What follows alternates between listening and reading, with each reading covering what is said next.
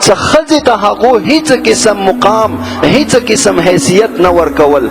دغه ښځه هغو په نیز باندې یو مال شمریدلی شه، یو ځناور شمریدلی شه، ځناور په شانتې هغو سره به سلوک کیدلی شو. او دوره پورې چې ځینې خوراکونه به هغه دغه نرینه‌و سره خاص وو، چې دغه خوراک دغه شیز دا نرینا خوړلی شي. ښځې دغه اجازت نشته چې ښځه هم دغه شیز استعمال کی او دغه شی وخوري. اندرنګې یو ښځه دی هغه څه کله سړی مړ شولی، خاوند یې وفات شولی، لکه څرنګې مال د سړي وله تقسیمیږي نو اندرنګې د دې وله ښځه به هم هغه میراث کې تقسیمیدلی شوه.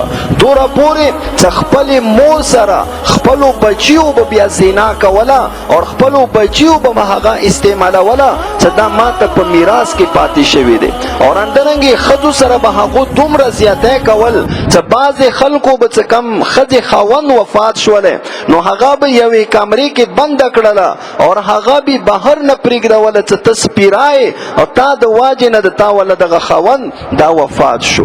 اندرنګې هغو کې دغه بیماري وه چې هغو ښځې ته دومره مقام داسې ورکړی و چې کمې ښځې کله حیض بیماري شولی نو دغه حیض وله ښځه به هغو یوې کمرې کې بنده کړله سپي په شانتې او ځناور په شانتې، دروازې به ورپسې بندې کړلې، هغه به بهر ته نه پرېږدوله.